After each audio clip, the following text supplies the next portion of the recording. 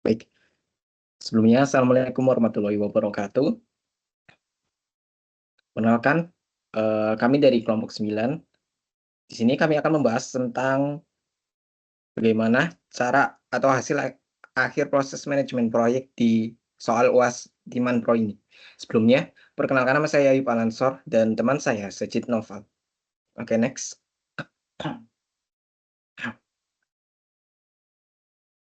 Baik, seperti yang ada pada soal, bahwa di analisis kebutuhan sumber daya dan beban kerja sebelum leveling terlihat ada beberapa aktivitas dan durasi, predesesor, dan sumber dayanya.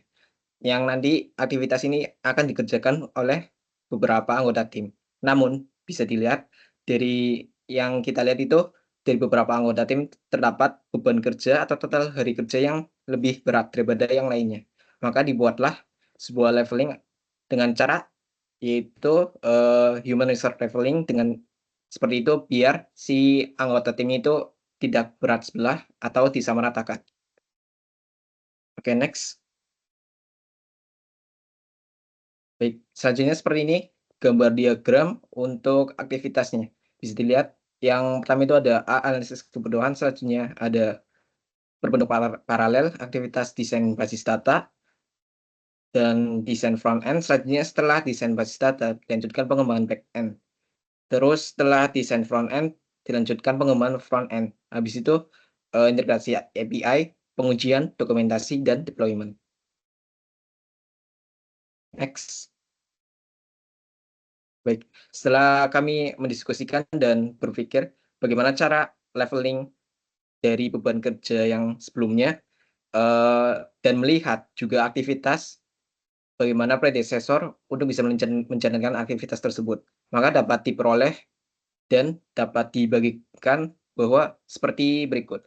Anggota tim SD1 mendapatkan aktivitas F4 I2 dengan total hari kerja itu 6, SD2 itu B, terus C6 H3 dan total hari kerja 13, dan JD1 itu C6 hari, F4 hari itu dengan total hari kerja 10 hari, dan JD2 dengan total hari kerja 12 hari, dan JD3 dengan total hari kerja 15 hari, dan DBA dengan total hari kerja 12 hari, dan UI total hari kerja 8 hari, dan QA dengan total hari kerja 7 hari. Next.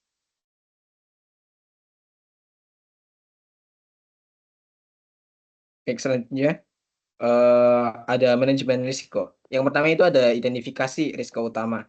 Buat risiko yang pertama itu keterlambatan pengembangan back-end.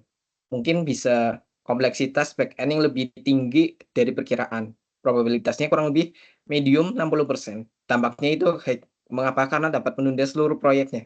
Jadi resikonya ini kami nilai itu antara 3,6 dari 5.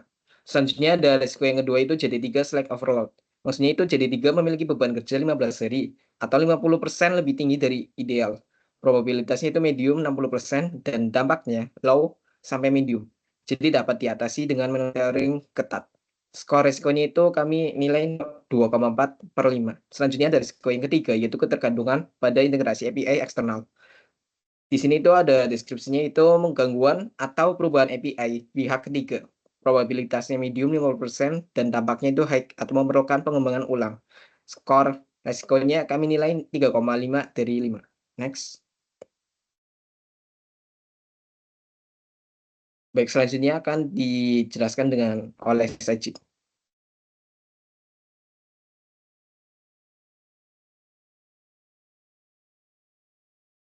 Baik, masuk ke rencana mitigasi. Yang pertama itu ada mitigasi risiko satu, yaitu keterlambatan backend. Pencegahannya menggunakan breakdown aktivitas backend menjadi subtask yang lebih detail.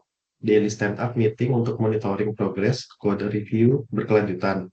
Kontingensinya adalah realokasi SD1 untuk membantu aktivitas C jika diperlukan, parallel development untuk membantu komponen backend yang independen, buffer time 2 hari untuk aktivitas backend.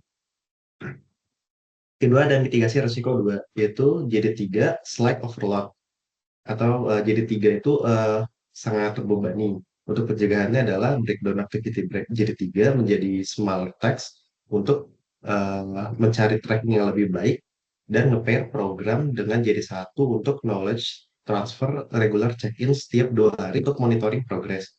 Kontingensinya adalah realokasi 1 hari dari aktivitas G ke QA jika diperlukan, fleksibel timeline untuk aktivitas A yang bisa di-extend selama 1 hari. SD1 dapat membantu troubleshooting jika blok rekening JD1 untuk knowledge transfer. Regular check-in setiap 2 hari untuk monitoring progress.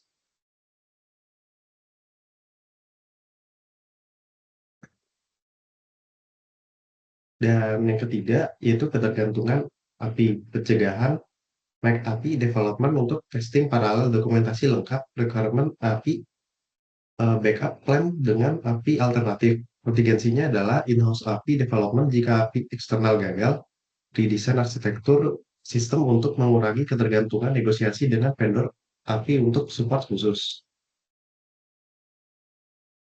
Berikutnya masuk ke make buy analysis.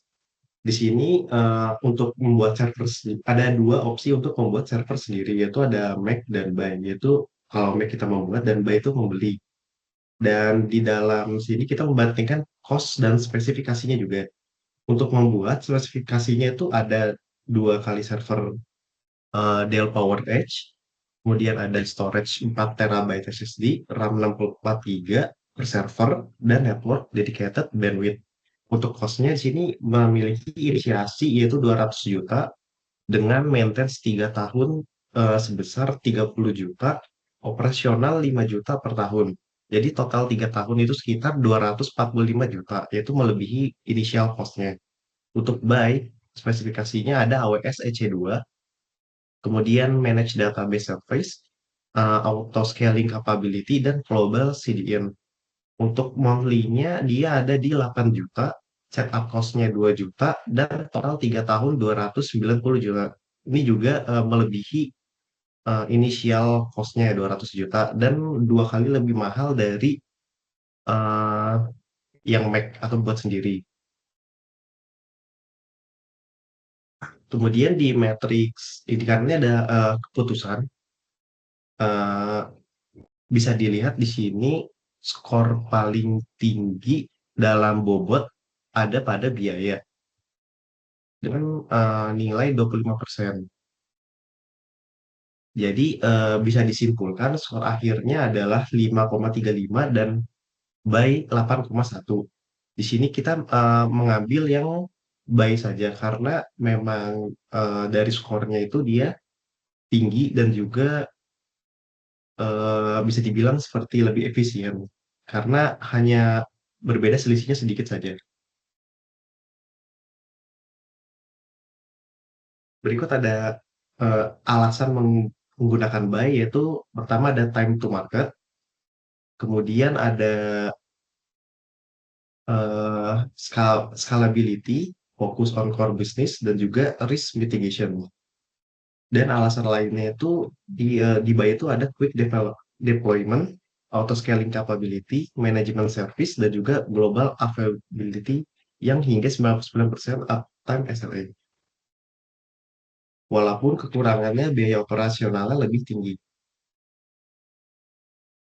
Next masuk ke critical path method. Di sini dalam proyek 6 minggu bisa dianalisis kalau di minggu 1 itu untuk melakukan analisis kebutuhan, kemudian uh, week 2 sampai 3 yaitu back end development, kemudian week 3 sampai 4 yaitu front end development, dan week 5 integrasi API, kemudian dilanjut dengan testing dan juga deployment.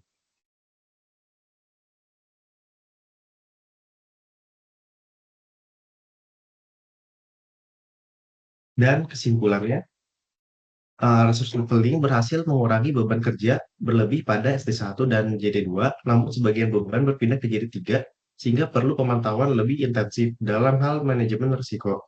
Telah diidentifikasi dengan 3 risiko utama yang ditangani dengan rencana mitigasi yang menyeluruh untuk menjaga kelancaran proyek. Selain itu, hasil analisis McBay merekomendasikan penggunaan infrastruktur cloud karena lebih sesuai dengan kebutuhan skalabilitas dan percepatan waktu peluncuran proyek. Dan di sini ada rekomendasi dan sukses matrix yang telah kami simpulkan. Untuk rekomendasinya ada implementasi daily setup, kemudian ada cross training antar developer, kemudian ada buffer time 100%, dan ada cloud first approach dengan hybrid strategi. Untuk sukses matriksnya, yang pertama ada on time delivery, kemudian ada budget adherence, kemudian ada quality metrics, dan yang terakhir ada team satisfaction.